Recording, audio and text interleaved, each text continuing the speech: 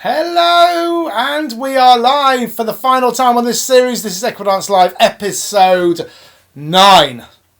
Wow, that's 9. We missed 1 week, so that's 10 weeks of Equidance Live. And hopefully, guys, you've enjoyed it. We've had some really good feedback, which is great, and we've met some great people along the way. All sorts of guests. I'm not going to try and name them all because I might miss one out. But tonight, we've got an extra special guest who we're going to meet shortly. The most amazing judge, Mr. Richard Baldwin, and he's going to be with us in around 10 minutes or so. So, first of all, some housekeeping. This is the last episode, and we still have a £100 prize, a voucher, a freestyle voucher up for grabs if we make our £2,000 target for Horse World. Now, we set that early on in the episode, so it's been going for weeks and weeks. We only need to raise £2,000. We've raised about just under 1,700, so it's not that far to go tonight. So if you can go on to the Facebook page and donate, it would be fantastic. And everyone who donates today and last week is going into a draw for that £100. So do it now. Well, actually, no, don't do it now. Watch the show. You've got till 9:30. So do it after the show or do it when you're having a coffee break from the show. But just go onto the Facebook page, click on the Horse World link and make a donation. Make sure you don't do it anonymously. We need to know if you've donated or not, because those we know have donated, we can put into the prize draw. So go and do that. £100 Equidance Freestyle Voucher. It's the last one available if we meet our target tonight by 9:30 p.m. Anyway, what else have I got to say? Yeah, Facebook have been a bit crap. We've been trying to promote it on Facebook. We've spent a lot of money advertising on Facebook over the last few years. But with this, as a charity show too, we've just been wanting to invite all our friends and all our equidancers, but it's only choking us and allowing us to invite 50, which is quite tough. So if you're watching now, can you just take this feed and share it as a watch party on a group that you know people will watch it on, or also share it as a watch party on your own timeline? That would be super fab if you could do that. So take time now just to share it any way you can so people can watch this, because this is going to be great fun tonight. And it's the last show. It doesn't mean, however, that lockdown is over. We're not saying that 1 second. We're just saying that we are getting busier as a company and we're tiny. It's literally only me and Kelly here and trying to deal with the orders and the edits and the clinics and everything that's going on. And of course, we've got 2 young children at home. So that doesn't make life any easier. As most of you are probably aware who have children, it's a nightmare. It's doing my head in. As much as I love them, it's really hard to focus on work. So the additional stress of having a show on Wednesday is just not going to happen. So what we're going to do, we're not ditching this format. We are going to contact lots of fantastic, wonderful questions in dressage. And as and when we get them for interview, we will schedule a new special show and send it out far and wide. So hoping to do it at least once a month. But this isn't the end of lockdown. This is just the end of us being able to do this at the moment because we're so busy. I hope that's okay. I'm so sorry, but we do hope you've enjoyed it. So get donating. You've still got a chance for that £100 prize. Online orders are open. Now, lots of people ask us how we can order online. It's really simple. You go onto our website, www.equidance.co.uk, and place your order for the level that you want. You'll then get an email explaining what you need to do as well. But all we need is a video from outside of the arena in landscape mode. I feel like something of Pulp Fiction then. He's a square. Landscape mode, outside the arena. Hopefully not with the sun into the camera because everything's a silhouette. Film the test, send it to us on WhatsApp. We'll phone you up, we'll discuss your music, we'll send links via YouTube, and we will discuss and agree on the paces for your horse. And then I'll get the edit done. So it's really quite simple. Or we've got clinics going on all over the country. Now, we also get asked a lot, how do I put a clinic on? Well, it's really simple. If you've got a 60 by 20, or if you've got a yard with a 60 by 20 that will agree to do it, All we need to do is we have this fantastic socially distanced way of doing this is come along. Clients can spend an hour and a quarter each, 20 minutes before that warming up. And then they sit down with me afterwards on a long table with a screen either side, outside, and we decide on the music after we've filmed the test, or even tweaks the test a bit if it needs tweaking for time. So it's really good fun. If you want to book a clinic, I will drive pretty much anywhere as long as there's enough horses to warrant doing it. It's exactly the same price as ordering online with £15 extra per person. So you can organise your own clinic if you want. Just get in touch with Mrs. Equidance. That's mrs.equidance@gmail.com, or you can just message us on the Equidance PM and we'll sort it out with you. So let's hope that happens. Many bookings are coming in. So if you really want to do one, get it in soon. What else? Equiblasts. We still have Equiblasts in stock and we've just ordered some more. So if you want your wrist speaker, get it soon. $31.99. Superb bit of kit. Anyone who's got one will tell you these are the top of the range ones. They're waterproof and everything, and they come with an SD card and the lot. Bluetooth mode. And it's in Bluetooth mode at the moment. So get in touch if you want a lovely glossy black Equidance Equiblast. Power off. Very good deal they are. That's enough of the hard sell. A couple of people I want to mention before I show you a freestyle and phone up our wonderful guest tonight, Richard Baldwin, are our partners with Ridley, which is a wonderful app. If you go online, you can find Ridley, or it's available on the Apple and Android store, and it's a superb training regime. It's great to set your goals, to watch training videos, and to watch some great riders set your goals and milestones and evaluate your progress as well. So I really recommend Ridley. It's on the App Store or Google Play. Have a look at it online too. It's really, really cool. Also, we have our friends at Dressage Test Pro. If you haven't seen this app yet, you must go and have a look. It is superb. Great way of learning your tests. And all other sorts of features, and we're working on some new stuff. So watch this space. That's Dressage Test Pro. Again, available on App Store and Android. There they are. Anyway, we're going to play you a freestyle while I phone our guest up and get him up on the screen. Now, this is actually tonight, because it's the last show. I'm going to play one of my good friends' freestyle that we really liked. It was in elementary. It's a friend of mine called Angela Westgarth. Hi Angela, I hope you're watching. We're going to show your elementary tonight, my love, because I absolutely love it. It's kind of modern beats with some lovely strings, but really original. I'm just going to find the file a minute. There's a little bit of a gap at the beginning of this because we didn't film the intro, so you'll just hear the music. So bear with me. But it's a beautiful freestyle. Enjoy this while I phone up Richard. Here it comes.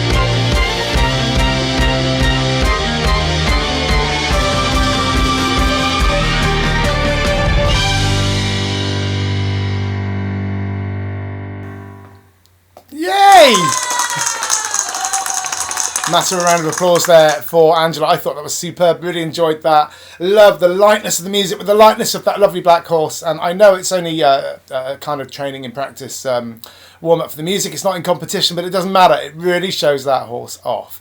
So it comes to our headline guest, our last guest of this series. And I've really been looking forward to this. So before I'm not going to say any more. I'm just going to introduce him. Ladies and gentlemen, give us a massive round of applause, please, for Mr. Richard Baldwin. Hello, Richard. How are you?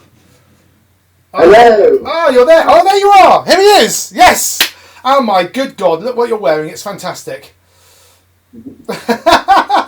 Actually, I've suit for the last night. That's a proper glittery suit, isn't it? That's absolutely fabulous. We love it. Can everyone see the shine he has on that pearlescent? Actually, he looks a bit like a mermaid with colours. With colour. We love it. Actually, I'm going to say, I'm going to put a question to you first. Who is your tailor? Because you're very well known for your incredible dress sense, aren't you? Okay, so many of the suits, the majority of the suits are from a tailor called Twisted Tailor. And he started off doing individual suits and sold them through a website called ASOS. And I bought a few off ASOS from him. And then after that, they got more popular. And he's now got a whole website for himself. And he just designs and designs and sends out emails. As soon as he's made a design of a new one, he sends out an email full of them. And I have to try and resist him buying too many. Well, you see, I mean, I don't want to cheapen why we're here tonight and what we're talking about, but I have to say, when I've seen you, it's just been like, oh my God, there's Richard, because straight away, I can tell it's you by what you're wearing. And so I must admit, I'm really sorry, but I did a bit of digging. I did a bit of digging on your social media, and I hope you don't mind, but I took a few choice pictures, and I put a video together just to celebrate the flamboyant dress sense that is you. Do you mind if I play it? Believe me, this is as big a surprise to him as it is to you guys, but I'm going to find this video because I really enjoyed putting this together. This is the fashion sense of Richard Baldwin. If I can find it, hang on a minute. Yes, here it is. Enjoy this, folks. This is quite funny.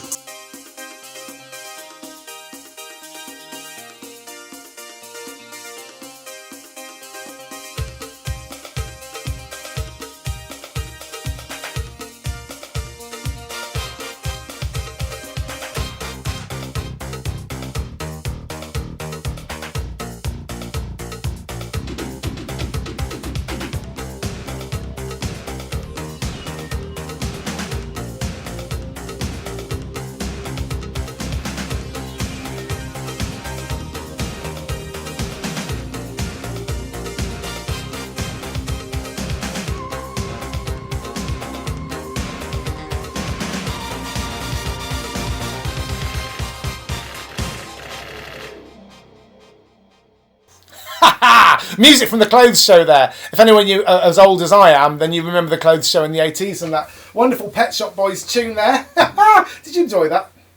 It was great, yeah, very good. Something to keep, isn't it, for posterity? Maybe you'll remember that idiot who did that montage of your clothes on that strange little freestyle show that happened in the weirdest time of history of lockdown. Indeed. So listen, let's start this off with, for those who don't know you, who is Richard Baldwin and what is your journey? Okay, so I did come from a sort of horsey background. My father's side of the family had horses, but my grandfather believed that only shire horses and work horses were proper horses, so they weren't for pleasure at all, they were just for work. My father never rode, he didn't really like horses, but my grandfather really wanted me to get into horses. On my mother's side, my mother rode as a young child, and she rode up to teenage years. But then when she was a teenager, she unfortunately lost one of her best friends through a fatal riding accident. Oh no. Yeah, so unfortunately, because of that, my mother decided to give up horses completely, decided they were the most dangerous animals out, and she was never going to have anything to do with them again. Oh. So he didn't have anything to do with them. So when I was growing up, I used to go to my grandparents' farm and was always very interested in the countryside and always wanted to have a pony. So my parents allowed me a pony when I was younger, but I only had one that I could groom. I wasn't allowed to ride. Right. My mother wouldn't allow me to ride because of her past, so I actually just had this pony to ride and just to groom and everything. But as boys are, as I was a young lad, I would always just hop on my pony like bareback in the field and go cantering around the field. And if I fell off, I just used to just get back on again and just canter around. So in the end, my mother decided it was probably safer if they bought me a saddle and a bridle so I could ride my pony properly. And some sticky seat jollies, yeah. Yes. So when she found out that that's what I was doing in the field with my pony, and then she did buy them. So she did, but she said that both of my parents learned me a great life tool from the beginning, which was that I could have the pony, but I'd have to pay for it myself somehow. So they'd always sort of back me, but I did a couple of paper rounds and got some money together and just sort of kept my pony from that side of things. And it kind of all sort of started from there, really. And at school, I was asked at school what I wanted to do when I left school, and I was very good at technology textiles, hence so there we go. This is where the fashion side comes into it. So I got an A star in GCSE technology textiles, and I did a lot of competitions with designing clothes, making clothes, and I actually won a big competition for designing some clothing when I was at school, and I won my school one of their first computer-aided design actual systems. Wow. Design clothing on the computer and then transfer it over. So because of that, then I was very interested in the fashion side. But equally, I had the horses was the other side of it. So I didn't really know which one to go into, really, when I left school. My mother wanted me to follow my other side. She did want me to become a vet because I'd studied really hard at school, come out with really good grades. I came out with A stars and A's, and she said to me, you need to go and get a good job. Go and get a good job, leave horses as a hobby, and leave the fashion side as a hobby as well. So that was the idea. Do you know what? Well, I guess none of us really, I mean, I didn't really know what I wanted to do until I was into my 30s properly. And then I ended up with the horse side of things totally serendipitously by meeting Mrs. Equidance, Kelly. But it's a strange old world, isn't it? But now you are kind of fully embedded in the dressage world and a fashion icon. If you could say that. Yeah, so I kind of, over a few years after that, so I did, and I convinced my mother that I could go to college. So I went to Warwickshire College to do my diploma, to do my degree, because that would give me entry into vet school. Right. That was the idea. So that was the idea from my mother's side of what I would do. So what I ended up doing was doing a work placement through college, which took me into the dressage side, and I ended up going to a dressage yard and then riding horses dressage. And I said to my mother, I don't want to go back into studying, I don't want to become a vet. And she said, you'll have no money because you can't earn any money from horses. But I said, well, I just really like it. So that's what I did. So I went into the horses side, and I did still keep the fashion side as a sort of hobby. I was under a London model agency, so I did a bit of modelling, and that was great because if I went and did a show, I got given all these lovely outfits just to wear and just walk up and down in and just wear all these great outfits. So that side of me has always sort of stayed there in the background. So why have we not got a Richard Baldwin fashion label for equestrians? Oh, I don't know about that. I'm really the strange thing about it is that from the equestrian side of it, I'm very plain dressed. Like all of my competition horses, they've always been in just plain tack, and I've always been in plain outfit. I've always just had a normal black jacket, normal black boots. When it comes to the riding side, it's not that side. So it's sort of it's a love of fashion for the clothing side, but not really a love of the sort of fashion for the. It sounds bizarre to say, but from the attention side of things, it's never sort of to draw the attention. It's just because I love the fashion design side of people putting so much into fashion and putting all their ideas into it. And I just think it needs to be sort of celebrated a bit more than standing in a plain black suit. I love that. I think that's fabulous. And viva la difference. You keep being fabulous, Richard, because it's great to see you in those suits, and you'll brighten up any event. I'm sure you're like a shining light. So you keep doing that. And you know, I'm partial to a few waistcoats and loud shirts myself as well, as you may have noticed. But I'm going to continue that too.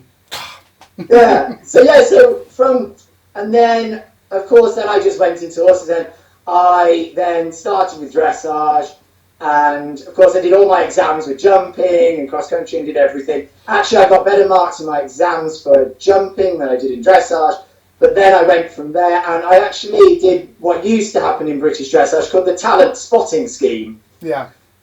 You went to a first round and you just rode some horses, and I just went and rode and thought nothing more of it, and then they selected me to go to the second round. And I thought, oh, okay, that's okay, I'll go to the second round. So I went to the second round for it, and then it was Judy Harvey at the time, who was sort of like, I very much looked up to Judy Harvey at the time. And I thought, oh, I don't think I'm good enough for Judy and everything else. So anyway, so we rode, all of us, and loads of people turned up, and people that were on pony squads doing junior stuff. And I just was a bit sort of nervous about it all. But then I was quite shocked when it came through the post that actually Judy had selected myself and one other to go through to the finals. Fabulous. And then to go to the finals, at the finals we had to ride young horses in the morning, and then it went up in levels as the day went on. Well, at this point I got a horse that was going just towards junior level, but I hadn't ridden anything more. So my trainer at the time trained with Emile Foury. Oh, lovely. And Emile said to me, he said, why don't you come over here, spend some time over here, you can watch me riding and training the horses, and then you can ride some schoolmasters. So I was very lucky, and he actually taught me on some Prix St George schoolmasters and Grand Prix schoolmaster as well. So I got the opportunity of doing that as from there, and then I went to the talent spotting finals. And because of that, I then was able to ride the advanced horses. So and then I came third at the talent spotting. Oh, that's amazing. I mean, riding those kind of school masters, I guess it's like the horses teaching you rather than you training the horses. Yeah, I mean, we're just sort of like that. And it was done at Talland, and I sat on one of Pammy's small tour horses and one that she got up to big tour. And I kind of just sat there thinking, oh, I've just got to know what buttons to push really to show that I can do it. Actually, at that point, you just think, hi Pammy, hope you're well. Absolutely, it's lovely at Talent. They've got so many good horses. Yeah, I came third there, which I was a little bit like, oh, maybe I could have come a bit higher. But then I thought, if Carl Hester can come third at the talent spotting finals, then that's okay for me. That's a great punchline. We haven't had Carl on the show yet. I think, obviously he's really, really busy, and the Olympics, were they going to happen? Maybe one day, Carl, I know you might be watching, one day you might come and join us on Equidance Live. Maybe you can call him. Hey, listen, so I think judging, what about your judging path? How did that happen? How did you decide to go down that judging route? So it was, then from there I ended up going to do juniors, and I did juniors. And then I bought a young rider horse, and I did young riders. And then when I finished young riders, we didn't have at the time the under-25s Grand Prix like they have these days. Yeah. They just had young riders straight into seniors. So when I finished young riders, I then had this horse that was a good young rider horse. I remember my last training session I went to Peter's store with. And I said to Peter, I said, I don't know what to do with him because he's done a nice job of taking me to young riders. He could take me to Grand Prix, but he's going to be too old to then sell afterwards. He was all the money I sort of got at the time, and I sort of didn't want to I thought, do I keep him and lose all the money, or do I sell him and get the money back? And it was decided, I decided, Peter said to me that I should keep him, and even if I did a couple of Grand Prix on him, it would give me the the experience of riding a competitive Grand Prix. He was training at home towards Grand Prix. We were doing everything towards Grand Prix at home, but I decided to sell him. So I did sell him. So I finished my young riders. What was his name? Was it Loose Change? Well, I can't remember his name. That horse. What was his name? He was Rio. Oh, that's it, Rio.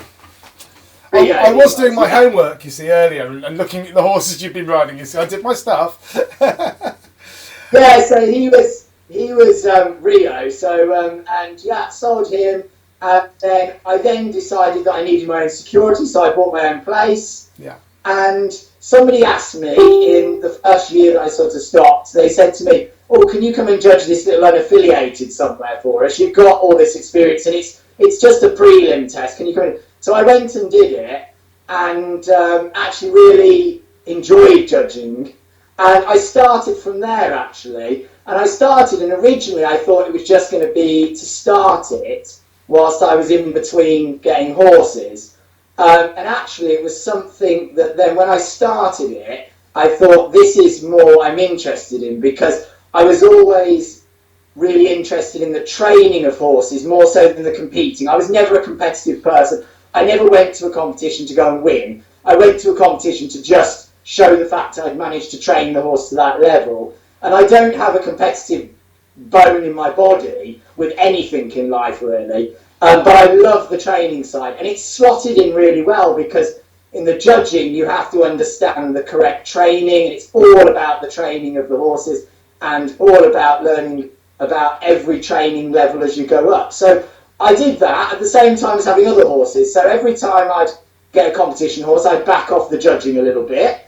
And then I'd learn a bit more about the judging in the background whilst I was competing. Then one horse would sort of move on because I just rode and competed for other people and in between them riding them.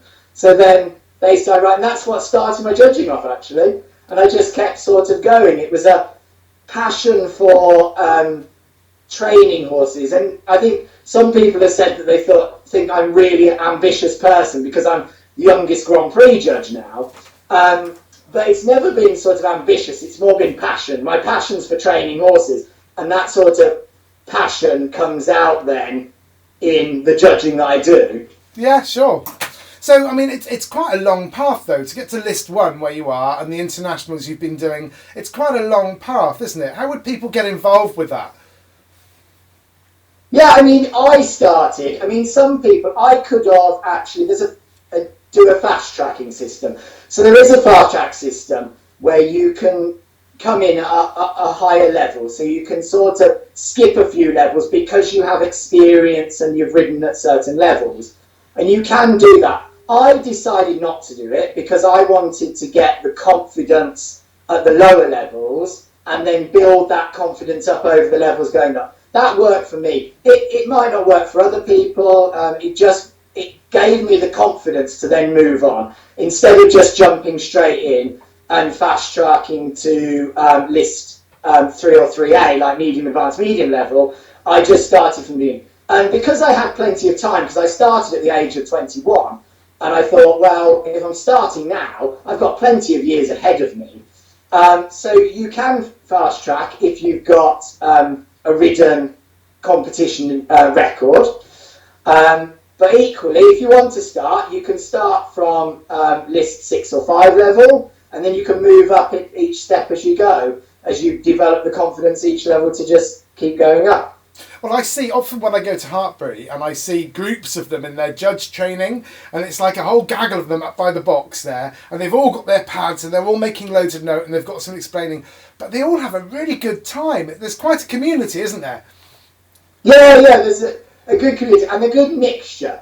And I've I would say I've got an advantage because I came from the riding and training side as well. So that does give me a little bit more of an advantage because I've dealt with a lot of horses. I remember having, for instance, learning how to judge flying changes. I remember having a horse when I was a junior, and he was not very good at changes, and we had one on the stables that wasn't very good at changes with a rider that we had.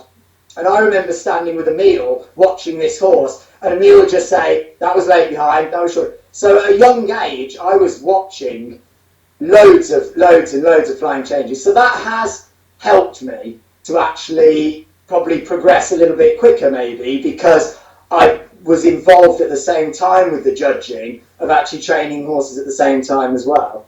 I totally get that. You know what? I watch loads of freestyle. Obviously, I watch lots and lots and lots. I watch so much, it's ridiculous. And you get to see, I'm not a rider, you know that, right? But I get to see from the audience perspective what's going on with the horse and whether a change is late and everything that goes on. And I can spot a lame horse a mile off because I watch so many of them and I'm working with rhythm. So watching and learning is really important, isn't it? Not just knowing, but actually watching again and again. Yeah, definitely. And so, you just have to learn the sort of, so I had the experience and the sort of knowledge of the riding and training side. I just had to learn the judging side. So what would this be worth and what would this be worth? So where the actual, I could come up, when I was coming up through the levels, I could always come up with the sort of the reasons or the issues, but I needed to really study about where actually the actual mark for such a issue or such a quality comes into it. Now, it's not an easy job judging, and I think judges get quite a hard time, don't they? Because, you know, it's so subjective, and everyone's kind of like, well, I thought I did this, I thought I did that. But I speak to lots of judges, because I have to, because what we do, of course, getting marks is really important for our clients, and understanding how those marks are put together are crucial to giving a good service to our clients. And also, of course, we've got a heart in developing and increasing the popularity of the sport. So we talk with judges a lot and we get the same thing back from judges all the time. It is tough because we feel like we're under fire. But can you just give people a little insight into what it's like to judge a test and what makes a good judge? So for me, it's a little bit touching on what we've just already said. There's two sort of sides of what makes a good judge. I do believe I have been behind people that have said there was always a talk about should judges always be riders and trainers? Can we have people that haven't been riders and trainers? I think you can still be a good judge by being able to study lots and study training and watch lots of training. If someone's passionate about becoming a better judge because they watch a lot, they can become a good judge. For myself, the reason why I think I'm a good judge is because I have the passion for the training side. So when I'm judging a rider, I'm sitting there, and you know what? When that rider comes in, say for instance rides a flying change, and that rider that smiles afterwards, pats the horse, do you know what? I know what that feels like. I've been with horses, advanced medium level, where you just thought, oh, I just wish I could do a clean change. And when you get that feeling, it's something that you can't learn. You have to physically be training horses yourself. And through training horses myself, I've had those moments where, and we've all had them training horses, you go in the arena and sometimes you just can't get anything right. And nothing happens right. And you come out and you just think, it's all gone wrong. I can't do this anymore. And then you have light bulb days where all of a sudden actually you do ride that clean first row of changes. Do you know what, when I'm a judge and I'm sat there, that's for me is the important thing. I have the heart that's working with that rider that knows exactly what it's like to be there. And I think that's what adds that extra bit to a judge that's actually a rider or a trainer. You know the heartache of horses and training horses, because we all want to imagine training horses goes like this. And it never does. It goes like this and like this and it's like this. And so when somebody sees it, and you get a rider that comes in and everything, and they ride a test, they just finish the test and they just think, do you know what, I couldn't do any better there. You know what that feeling's like. And that can't be, so it can't be emanated any other way than the fact of knowing exactly what it's like. Oh, to have those ups and downs. That is absolutely wonderful here. I'm sure you'll all agree that's beautiful to hear. Actually set my hairs up on end then, actually, Richard, because I see it with my wife, Mrs. Equidance. We have exactly that. Days which are like, she comes back, she gets up at 5:30 every morning and goes and trains, because we've got the young kids. So then I do the breakfast with the kids and she comes back and I'm just waiting to see what the expression's going to be on her face when she comes to the door, to see which one of them has done well or whether she's had a good day or a bad day. And it is those light bulb days. She's like, wow, really feeling it today, sharp on those movements, lovely and fluid, you know, and it's lovely to hear that you're that engaged with the people who are out riding. It's a beautiful thing to hear, mate. Yeah, it happened to me. I mean, I'd be easy to explain the fact. I remember sitting in my feed room crying because actually I've ridden the horse and thought I'm going to go to a Premier League this weekend, and actually I suddenly can't do a row of changes and it's all going to go wrong and I'm going to look stupid. And then you go to that competition and then it happens, and when you get to the row of changes you're just like, oh, I just want to just stop now and just hug the horse. And the feelings you get and the emotions that happen, and you can then, I think you end up rewarding people more for things that actually, when they are so correctly and so well done, you can understand how sort of, because it's difficult. Training horses is difficult. Teaching riders is difficult as well. It's not easy. If it was easy, everybody would do it and everybody would be Grand Prix.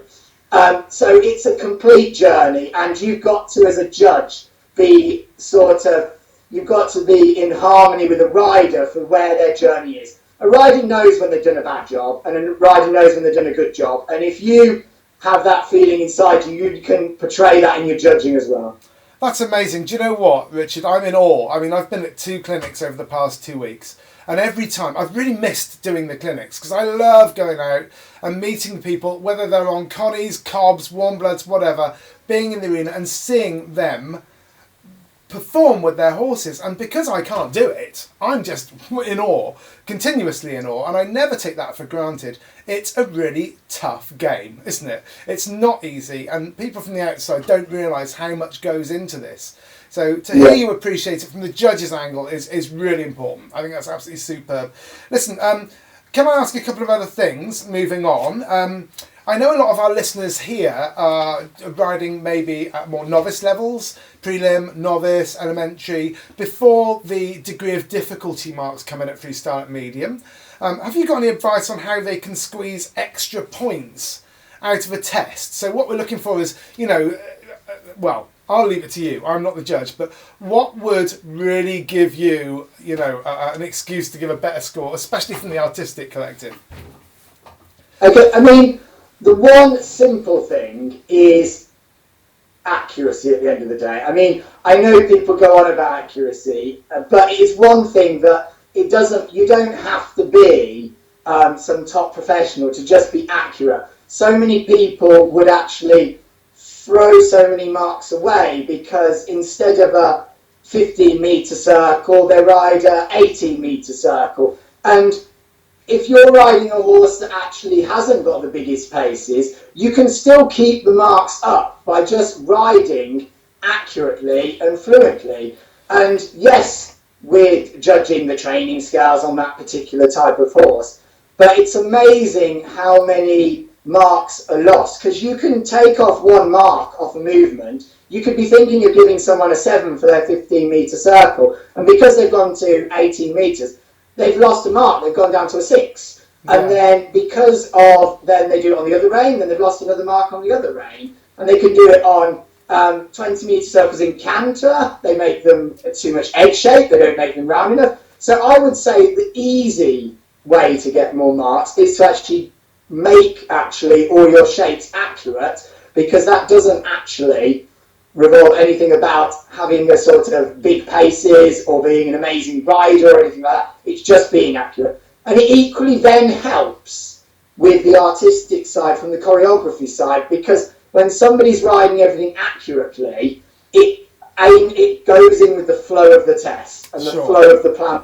given. If the shapes are too big, it takes away from the choreography, because at the end of the day, as much as you don't have the degree of difficulty, it's the sort of degree of difficulty side would come into the choreography side of being inventiveness. And if you're making everything too big, then actually your choreography mark would be lower as well. That's really interesting. That is absolutely superb, ladies and gentlemen. I hope you heard it here first. That's great advice. I think accuracy and flow. And I think at the lower levels, it's a kind of keep it simple, stupid, isn't it? It's that KISS thing. Yeah. Don't try and put too much in. Don't try and be too clever. Keep everything. Keep the shapes right. Do everything beautifully. Do the dressage accurately. And try and hit your music. And you can't go far wrong. Well, it's horses. You could go a lot wrong. Wall of death. So also, I've had a few, over the last few weeks, we've had several questions come in about different breeds. So if you're riding a Connie, a Welsh, a Cob, does that make a difference to a judge? No, it doesn't at all. What we're trained to judge along is exactly the same as you are as a rider, or exactly the same as a trainer. We all work along the same, which is the training scales, and it's the way that the horse has been trained in accordance to the training scales. So whether you've got whatever breed of horse you are riding, you're actually judging alongside these. On the side of that, that's sort of like a textbook speech, and people are probably thinking, we've heard that before. On the side of that though, you will always have, certain breeds will always have strengths and weaknesses in certain areas. Yeah. And for riders, it would be to know where these certain strengths and weaknesses are. Some horses, through their breed, are more designed to sort of do the collection work. So later on, higher up through the levels, they find that actually doing the collected work is easier and gains more marks than they do at the lower levels. I know, take for instance, Mr. Hyde and Mr. President, with Steph Coxford. We love Mr. President. Bless him. At the lower levels, elementary, at medium level, he wasn't in his highlight because actually his breed had as a strength this collection to be able to do the passage, the piaffe, and to be able to do the collected work. So each breed will come with it. Normally most breeds will give you one strength in that area, and what you need to be able to do as a rider or a trainer is to look at each individual breed, that what they bring about, and where you can pick your marks up in the tests for those particular movements. Because like I said, they're all built in different ways, and it's mainly the conformation of the breeds that helps with the way of going. So yes, we judge everything exactly the same. We judge everything the same, training scales along the way. But it's very good for riders to understand. And I work with my riders on their individual breeds. And I say, yes, well, do you know what? Yes, your horse is going to struggle to get more than a 5 maybe for a medium trot. Because conformationally, the horse is not sort of designed to sort of open the frame, cover the ground. But actually, your horse has a talent for the collection. So we get the marks in the collected parts, and then we know that we're going to come a little bit lower on the others. It's amazing, isn't it? Because, I mean, it's really tough. As I say, as a judge, again, it's really tough. Because you could be judging, literally, a Section A against a warm blood in the same novice, 37A, or whatever it is. And it's got to be really tough to be fair along those lines. But that's a really good answer. I love that. Now, listen, we're talking a lot about lower level stuff. You also do some international judging, some FEI stuff. How does international judging differ from the British dressage stuff you do on the circuit in the UK? I must say, when I always thought that when I'd start to go abroad, it would feel different. But actually, it feels no different. When I go, as soon as I get into the judge's box and I sit down and I start just looking at the horse and rider, I could be at Addington, I could be in the US, I could be in France. I'm just get into the zone of what I'm doing as the job of the judging, and then I'm just focusing on that. So for me, there's no difference in doing it wherever I am. The difference might be that the backdrop's a bit better. So sometimes you've got a better backdrop. So like when you're in France and you've got the Pyrenees in the background or something, it's a better backdrop than you might have in an indoor school where you're staring at four walls. So the backdrop might be different, but as soon as you get into the role as the job of judging, it actually, there's no difference whatsoever. You just get into the role and you just do your job.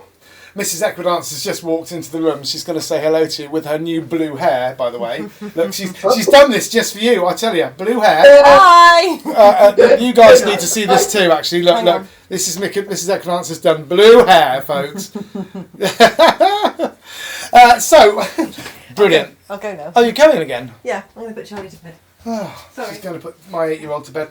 Okay, night, Charlie. You heard it here first on Equidance. Sorry about that. So, we've got a couple more questions for you. And first of all, I'd like to ask you, we ask this of all of our guests, don't we, ladies and gentlemen? What are your best and worst dressage stories, please? Okay, let's... Hang on, I'm going to pour a glass of wine and sit and listen. I don't blame you. Go for it. So, worst ones.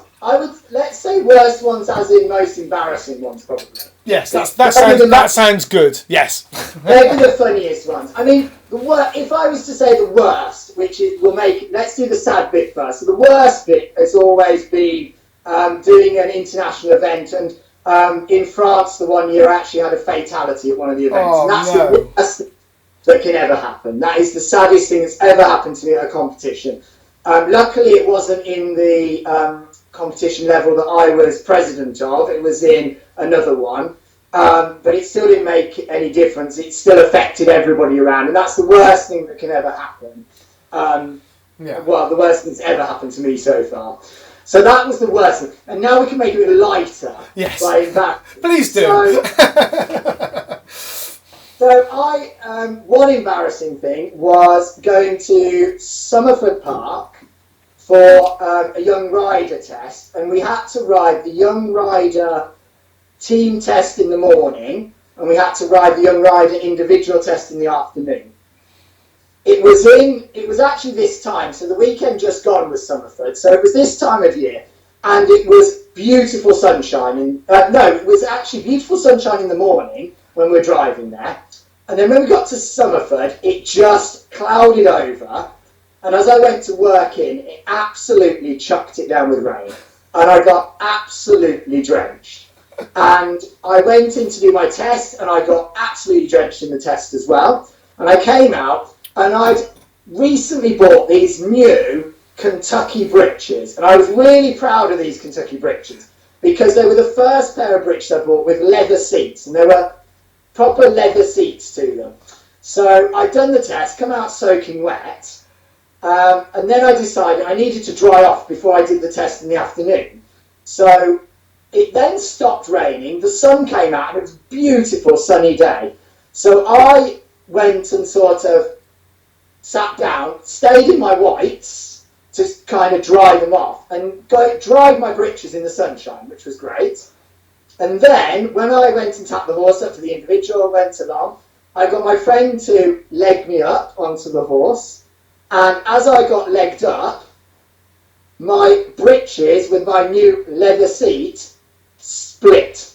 Because the leather had got soaking wet and then been dried really quickly, and the leather just went brittle. And it just completely split. And wiped from one side all the way to the other, and I had a gap like this across your jacksie. So did you continue to ride? So I thought, what am I going to do? Because I hadn't brought a spare pair with me. I couldn't have gone to the shop to get some. And then I thought, actually, I'm in a tailcoat and I'm doing everything in sitting trot, so it'll be absolutely fine. So I just kind of sat down. It was a very uncomfortable feeling. I bet. Then when I jumped off, when I finished the test, I jumped off, ran into the lorry and got changed, because it did have a big split across it. That was one embarrassing thing. Another embarrassing thing was, again, when I was in Young Riders, I'd gone over to Sheepgate Premier League. Yeah. And I'd gone to do, and I was there for a few days because I was doing a couple of classes, and I was doing the Young Rider National Championship class. So I was there for a few days, and we normally would take the lorry. And I couldn't take the lorry because somebody back at the stables needed to actually go somewhere else with the other couple of horses. Because at the time I had my young rider horse, I managed a international yard for a Japanese rider. Right. So she was competing internationally for Japan, and at the same time as well. So I could go and do my competitions when I wasn't grooming for her and taking her to competitions. Right. She had to use the lorry to go for some training, so she kept the lorry. I said, oh, it's fine, it's summertime. I'll take the trailer and I'll camp there. So I took a tent, and I took the horse in the trailer, and somebody had lent me this tent. So anyway, so we got there, and I unloaded the horse, so everything out. I thought, this will be absolutely fantastic, because it's summer, we'll have a great time. It'll be just like being at a gig in a field somewhere. Took the tent out in the evening, after I'd sorted the horse out to put it up, and the person had forgotten, who I borrowed it off, had forgotten to put the tent poles in it. So I'm there with all my young rider friends who are all there in their lorries and everything, and I was just like, oh no, I'm quite happy because I'm in a tent and things like that. So we did go for a walk down the road from Sheepgate, and we broke off a few branches. Went into my scouting days, broke off a few branches, and actually then used some branches to then put the tent up. So embarrassingly, I actually did hide the tent round the corner so most people couldn't see it. But people were a bit sort of like, this is a bit strange. So that was quite embarrassing. Last of the hobo dressage riders with their makeshift bivouac. And then my last sort of embarrassing thing, it was nearly a really embarrassing thing. The final selection trials for our young riders was at the same time as the seniors, and we did that at Hartbury College. Love it. So what they did was, in the big outdoor arena, they had a senior in one arena. They had the two arenas in the big arena. They had a senior in one arena, and they had a young rider in the other arena. And we rode at the same time. We went in pairs, rode, and then we came out again. And I looked at all the lists of the Grand Prix riders and looked at the list of the young riders, and I was thinking, I know who I don't want to be with. Anyway, so it happened to be that I got pulled at the same time as Carl Hester. Of course you did. Of course.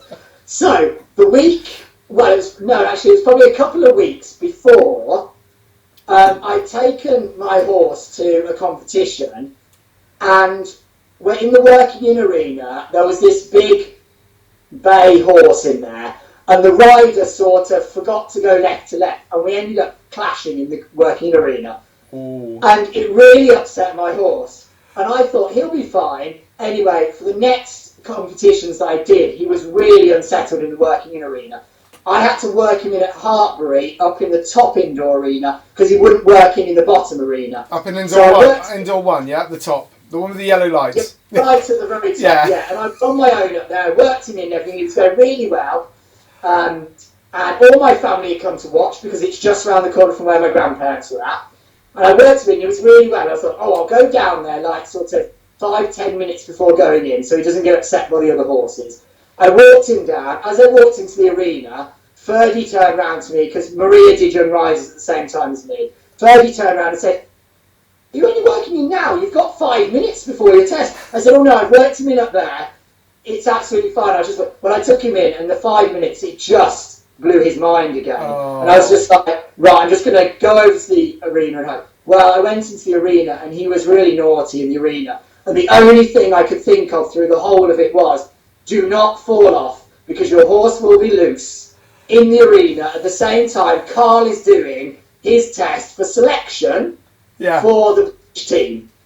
So the whole of the test, I was not concentrating about my test at all. I was just concentrating about trying to get through it. So it was a bit embarrassing, but actually I did survive it. And the only good thing about it was my family, who are not very technically horsey knowledge, actually at the end of the test, of course, Carl's test ends at the same time as mine, and there is a massive applause. So my test on the video camera sounds like I've just won the Olympics or something, because there's a massive applause from the crowd. It's all for Carl, not for me. But nobody can see that, because on the video camera it just looks like my test. So my parents thought I'd done an amazing job, and that is super.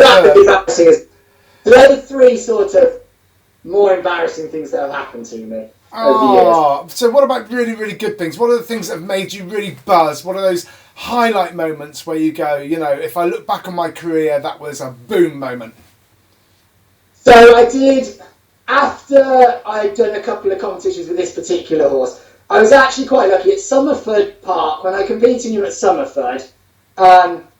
We had Sally Merrison as our selector, and she did a really lovely thing, and she just turned around to me and she said to me, after I'd had this trouble with the horse because of what had happened to him, she just said, look, to let you know, like, you're definitely like a rider that could be on the team, and your horses could definitely be a team horse. It's just you can't get around the test at the moment.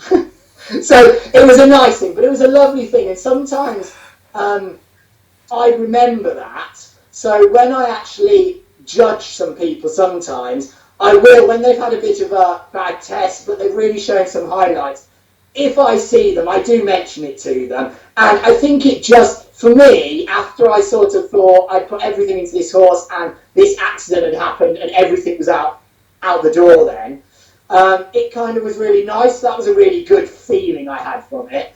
The first time we went out and did a test, I went out and did a Prix St George on him, and it actually chucked it down with rain on this day. There was hardly any entries that came along to it, so I worked in quite a bit on my own. There was hardly anybody else about. I took him into the test and he was settled, and I got 71% in the test, and so that made me really happy. Yeah, of because course. of that. And I suppose the other thing with him is, with him on the other side, was that I did take him to we had a Barber Home International for young riders, and I took him to that, and he worked him really badly for the first test on the team day and did a really bad test, and so what I just decided to do was just work him on the day off he had, and the next day with the other horses, and just see if I could set him a bit more. And then he actually did a really good job on the last 2 days, and he got a bronze medal in the individual and a bronze medal in the music as well. But you'll love this. Go on. So my freestyle music. Yeah, I was gonna bring you back onto freestyle actually. So tell me about this. Go on. So my young rider freestyle music in the trot work was actually the Cheeky Girls. And do you remember? Why aren't we doing his music? They brought out a song saying, "Don't be shy, touch my bum." That's the one. Yes, we all know that one. But that was my trot music. Amazing.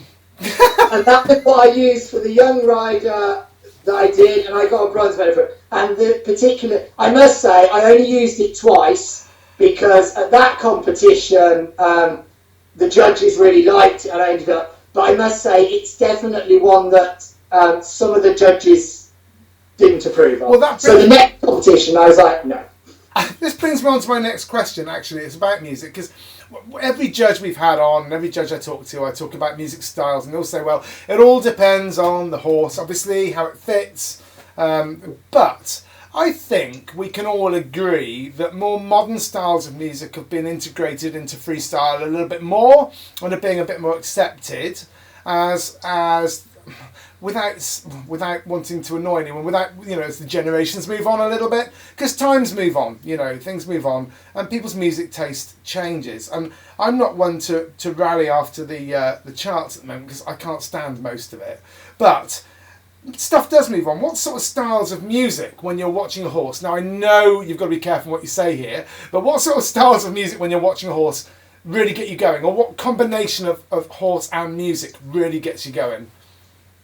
So I just, of course, I can always turn around, like many people would say, and say, I was lucky enough to be at Olympia for Vallegro's freestyle and for Totolas's freestyle. And they were amazing. Yeah. And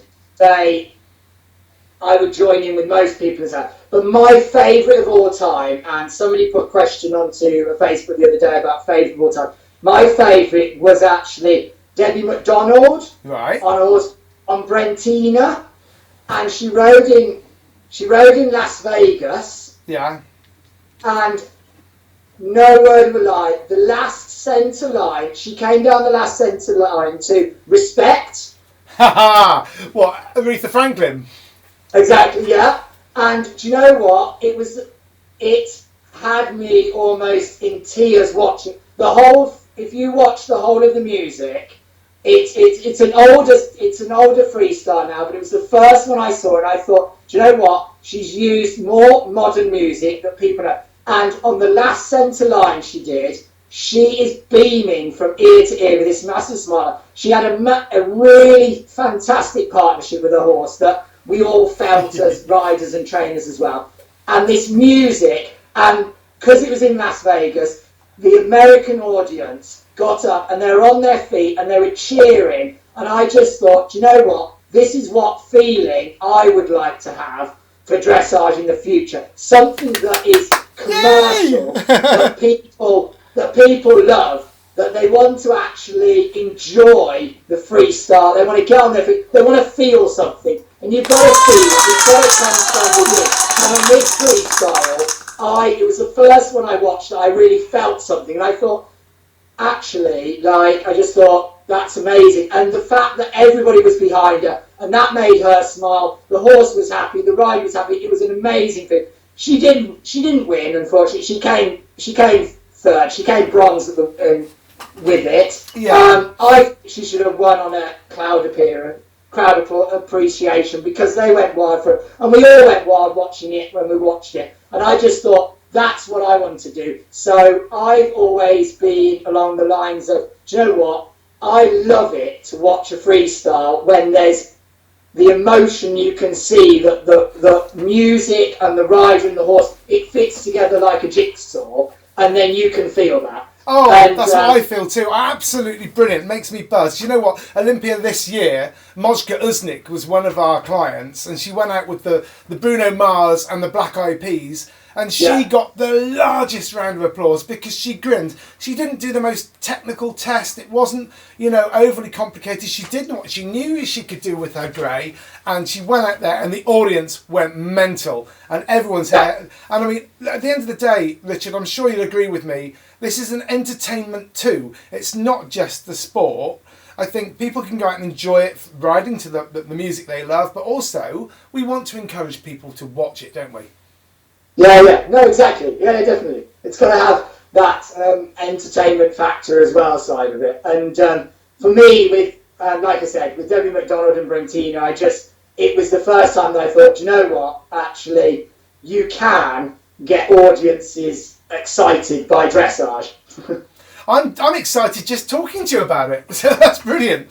I mean, you know my passion in this. I absolutely love it, even though I don't ride. I love my horses that we've got too. I love watching my wife ride, but I really enjoy watching clients grin from ear to ear with the music they're riding to. Whatever level, whatever capability, I think it's a really good way of keeping dressage in the forefront, in the public eye, and growing into the future. Yeah, definitely. Great. Now listen, we've got some quick fire. First of all, I'm going to talk to you about something that you've been doing during lockdown, because everyone's gone a bit online, a bit ninja, haven't they? And they're doing their Zoom meetings and all this and everything a bit woo and a bit way. You've been doing something with it's onlinejudgetraining.com. Tell us a little bit about this. Okay, so it's just something that when I went into lockdown originally, normally I normally do 7 days a week. Every single day, I go out in the morning, go and ride or train horses or go and judge, and I really like to keep myself busy and then go away judging, and I always feel busy. So when we went into lockdown, the last time we had a problem like with foot and mouth, I still had a stable yard. I don't have a stable yard anymore. I now just have a house that I'm based out of, and I freelance from my house. So I suddenly went from being completely busy to nothing. So the first couple of days, I think I did what lots of people did, which was cleaned out the cupboards and did lots of tidying up, and I did a lot of those things. And panic, just blind panic. Yeah, to do stuff. And then after that, I just thought, I don't know what else to do really, and this is going to be for a long period of time here. And I got a couple of people that messaged me and just said, it's a shame we haven't got something online that for the judges to do, to actually do some sort of judge training or just judges discussion type thing. And I said to them, like, I'm not a BD tutor judge, and I don't do anything through BD. But what I can do is looking at platforms, because I'm quite good with IT. Right. And so I just decided to sort of look into doing something online. So I just started playing with a few ideas. I had a couple of friends of mine that asked me about some things to do. And we just played a little bit. And now I've sort of got this idea. And I thought, well, whilst I've played with the idea of doing it, I could raise some money for charity. And it would keep me busy. So it's kept me busy as well. So it's raised money for charity by doing it. It's kept me really busy doing it. And the judges are getting something out of it as well. And so I just started doing that now. So I've got 2 platforms that I'm running now. I'm doing a practical portfolio, and that's with just practical judging. So they're watching tests and just feedbacking, and then I'm feedbacking to them about what they're seeing. And then I've got a theory one as well, where I just send backwards and forwards questions, and then they just answer the questions on the theory of it. And that's going to run that's technically supposed to be running till June the 1st, so it's only running till this weekend, for the charity side, because then I've started to get busy again, writing and teaching again now. Sure. So I'll be back out doing that. But what I will be doing is sort of keeping it in the background as a kind of a little hobby in the background, and take on just a few at a time, and still kind of keep the idea going if it can kind of help people. Because I just think I've spent all these years getting the knowledge I've got, and it really helps judges to discuss. What the main problem we have as judges is we sit on our own in a box and we judge a horse, and we very rarely talk about it with each other. When we're in a big group, we can kind of get a bit lost within the big group talking about it. But when there's just 2 people, one person, we can just discuss it. We're not saying we're right or wrong with what's happening, but we can just make up this discussion. That's why I sort of called it a discussion platform for both of them, so we could just discuss backwards and forwards. And so that's what I sort of kept me busy up till now. I think it's been really good. You know, this kind of hit the reset button. Everyone's had to rethink how things are happening in all areas of commerce and private life. Obviously, we've been meeting up with friends and family on Facebook and Zoom, but this kind of innovation with our technology, I think, has been quite a good thing for the sport. I'm sure lots of people will agree, and there's lots of rumours about how British dressage is going to restart. Hopefully we'll look forward to hearing some news over the next few weeks about that, and I'm sure it's going to be very fair and very well thought out. Just got some quick fire questions, because I feel like I've been out for dinner with you. I feel like I've just been sat here looking at you and having a glass of wine. All I'm missing now is the lobster thermidor. That's good.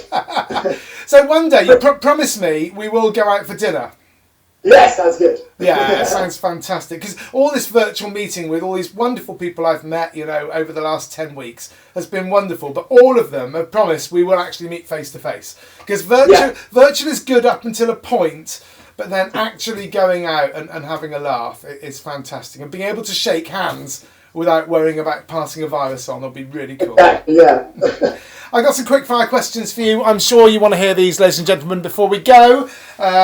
Okay, favourite horse, current or past? It would have to be my young rider horse. I've 2 horses would spring to mind for myself, and that would be my young rider horse Rio, and another horse I had. She was called Walnut, and she was a Shire Cross thoroughbred, and she had confirmation that she'd never have done dressage, and everyone had opinions on how she couldn't do it and everything. But I worked with her owner and we worked with her, and she had a brain of a Grand Prix horse, and it taught me that actually, do you know what, you can have any horse as long as they've got a good brain to train. you can train them. Unfortunately, we only trained her to Pre St George because actually she was a bit later on when we'd started, but it just taught me the big thing, which was you need the brain of the horse. And I'd ridden so many nice horses, like nice moving horses, uphill horses, elastic horses, that just didn't have a brain to be able to be trained. And she had an amazing brain, and I just thought, you know what? And that sort of made me think, you know what? You can take any horse and just make the best out of it because it's got a brain that can allow you to do it. Don't just write it off because it's built a little bit on the forehand or a bit like this. You just got to train in a different way. And that horse, for me, would be sort of the main thing that's taught me that I just think, yes, it's great. If you've got the big moving horses uphill, anything like that, it's fine. But don't disregard the other ones. They can give you so much joy and so much more happiness as well. And just teaching a horse a row of tempo changes is the same whether it's your next gold medal winner or not. For the rider, it's just that achievement of doing it. So that brain, and that's what taught me the best. What a wonderful answer. Beautiful. Right, anyway, venue. What's your favourite venue? Anywhere in the world. So, like, what would be my favourite? It'd have to be Rebecca Farm in Montana. Oh, So what's that like?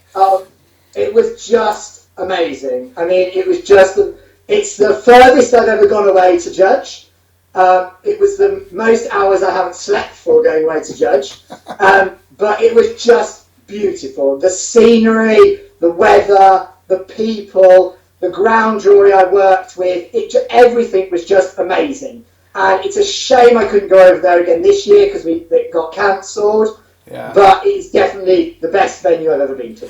Okay, best venue catering in the UK. Now, you and I both know we've travelled to all the big arenas and we have our opinion on the catering. Who's got the best venue catering in the UK?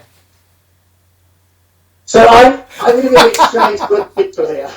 Because close friends of mine will know that I'm not a foodie.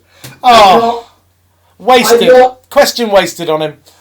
Yeah, definitely. I'm not a foodie person. But what I am is that I believe, for me, a good meal is the people you share it with, not the food that you're eating. So for me, the best caterer I've ever had was actually last year at Somerford, and we'd actually gone to Stephen Clark's house, and all the judges had gone back, and that was one of the best meals I've had, purely because I was surrounded by so many nice people and lovely people, and enjoyed the meal because of the people around me. So for me, because I'm not a foodie, I don't necessarily appreciate good food as such. I like good food, and I've had good food, but for me, a good meal is always been the friends I've had around me and the people I've had around me to share the meal with, more so than what I'm actually eating. Because I can eat something that's amazing, but if I'm not around people that I enjoy to be with, it can make the meal not very good because of that. I totally understand. It's really important. But I'm going to put a plug in here because I've wanted to do this through the whole show, actually. Every time I go to Hartbury a lot because it's not too far away. I like to go to the Festival of Dressage that was supposed to happen, 2 weeks ago. But up there's a lady called Donna who does the catering up on the side, on the gallery in the main arena. And Donna, if you're watching, we love you and we love your burgers. There we go. I've said it now. We love Donna at Hartbury. So that's my... They are amazing at Hartbury. It's another one that I have because I've judged the International Horse Trials there a few times, and we're always a good group of friends as well on the eventing side. And there's all of us there eating, and the food is very good. It is really good, really good. Right, so favourite rider, who do you love watching? Not from a judging perspective, just from a personal perspective. Who do you sit there and go, oh, I mean, Ingrid Klinker is my number one. I can watch Ingrid ride all day long. Who's yours? It's going to sound a bit predictable in one respect. Isabel Ver, I would say. Because she's had so many years of training so many different horses and had so many horses at the top level. Yeah. Of course, there's loads of other riders as well, but Isabel Verth would be the one. It's a close one between Isabel Verth and Carl Hester, because Carl, you cannot fault the harmonious picture that Carl creates on every single horse he trains. Absolutely. And with Isabel, I just felt with Isabel, she's had so many different horses, and some quirky ones, some lazy ones, and loads of different types, and she still does an amazing job with all of them. But if I wanted to say it as a sort of rider point of view, I'd always want to sort of think of Carl in that respect. And he has a great saying that he put on a slide that I've got on my iPad, which is the sport needs nice people with nice training methods. And I just think that's what we just want in our sport, and that just sums him up. Fantastic. Well, I'm yet to meet him. We have some banter on Facebook Messenger, but I'm yet to meet him. So hopefully, some point in time this year. Your inspiration. What's your inspiration? Okay, this is good. My inspiration is not from a horsey side of things.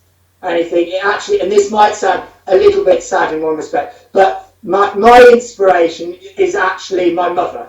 My mother is my inspiration. My mother had a stroke about sort of 4 years ago now, and it was quite a major stroke, and she just, everything that's happened in her life, she's had loads of bad luck with operations and everything in her life, and she's always been, do you know what, when you're down there, you just pick yourself up and you do the most you can, and as long as you go out and do the best you can with everything, then that's all you can do. And that's what my mom's always been like.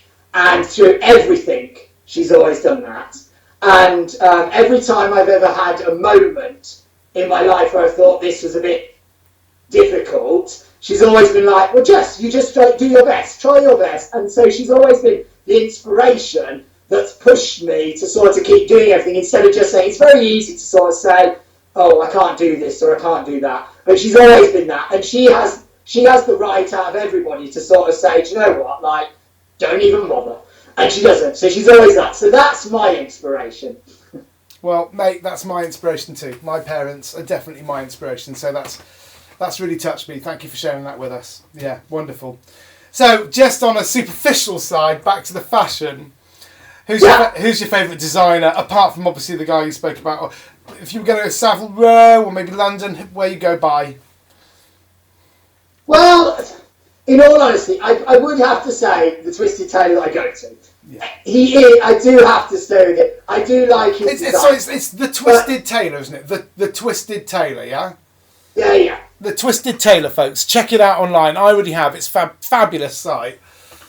I mean, he is the best one. I mean, I still do follow the fashion, and I've got some friends of mine that are still in fashion. I've got a friend of mine in Switzerland, and he's got his own label and things. So I do like, and each of the big names, of course, I've got some Dolce & Gabbana, I've got some Armani, and different pieces from different designers when I like the style. But the thing with clothing for me always is to see it and think that's my kind of style, and to think, do you know what, like, that's what I want to wear and that's what I like. So I can't really, in a particular way, pick out one person. It's more of a kind of a style that I see. Listen, we're going to have to wind this up now, but it's been absolutely fabulous talking to you, and you're the last guest on the show from the series, so thank you so much for joining us, Richard. It's been wonderful. Please promise me we'll stay in touch. Yeah, no, definitely. And I'll look forward to seeing you at one of the next major shows, and I'll come and grab you, and we'll come and do dinner. Thank you so much, ladies and gentlemen. Big round of applause for Richard Baldwin. I think it's been one of our most amazing guests, and we've let him go on a little bit longer because why not? Because we can. We're locked in. We're not doing anything else. We can have some fun and we can talk. I'll continue talking to you in a minute, Richard, but I'm going to say goodbye to the folk here right now. So thank you very much for watching this series. We've really enjoyed making it. It's been a labour of love, but hopefully it's kept you all chatting about your freestyle. It's kept you all chatting about dressage. It's kept you engaged with what is available online with innovative things to help with this wonderful sport that we all enjoy so much. I'd also like to thank my lovely wife, Kelly Jewell, Mrs. Equidance, who's been an absolute brick for all of this, helping produce it and even putting on her own show last week. I really want to thank Steph Erdley, who's part of the team, who does your freestyles for you folks. So if you want one, come to us and she'll do a beautiful pattern for you. And of course, Levi William Hunt, part of the team, also a very good friend of mine and a massive contributor to what's been going on. All of our guests over the 10 weeks. That's it. Thank you so much. We're going to sign off now and hope to see you all very soon. Keep dancing, keep safe, and happy, safe riding. Bye-bye.